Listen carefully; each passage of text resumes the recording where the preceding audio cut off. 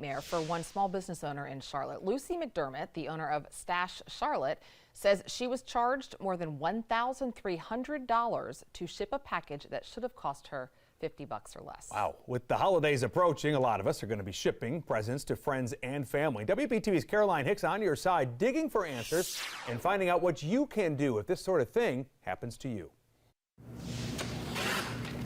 I own a yarn, fabric, and sewing machine store in Charlotte.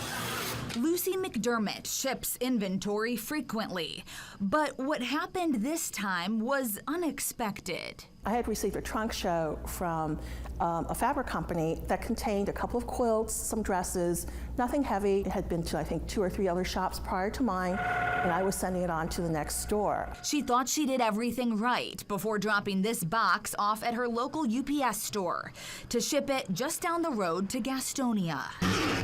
I measured it, weighed it, sent it on its way, and I thought everything was fine. It got there just fine. Fine, until it wasn't. Then a week later, I received an email that said, hey, your shipment was overweight and oversized, and so we've charged you an additional $1,321. And I thought, okay, this is a mistake, right? This is where McDermott says things got complicated. First I contacted UPS, but they wouldn't talk to me because I went through a secondary shipper called Pirate Ship for the postage. She bought the shipping label through that company, Pirate Ship, for a discounted rate. So I contacted Pirate Ship, filed a dispute, submitted all the documentation, pictures, and a week after that, I got an email that said, your dispute has been denied. She tried to speak with someone in the company, but all she got were automated responses. At this point, as you can imagine, I'm absolutely livid, and that's when I contacted you. And I also contacted my credit card company. Coincidentally, that was when I heard from Pirate Ship again, telling me that UPS has graciously waived this fee, but you need to be more cautious in future because they won't do this again. Did you ever get an understanding of how this happened? No. No one explained to me what had happened. So I reached out to Pirate Ship to get answers. A spokesperson telling me somehow the machines saw the package as being larger than the carrier's maximum limits, which at that point, very expensive penalties are applied. Paul Bartholomew with the Better Business Bureau says it's a lesson we should all learn ahead of the holiday season.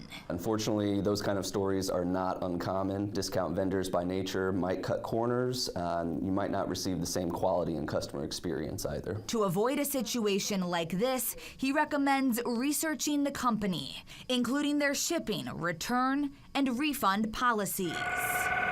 You kind of need to decide whether you want to take the gamble. Pay full fare and take it to a counter and have them run your labels, or take the discount and just hope for the best. I did this and it did not work out well.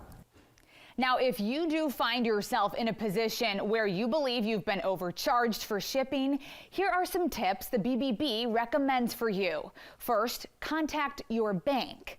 Second, dispute those charges with the shipping company you used.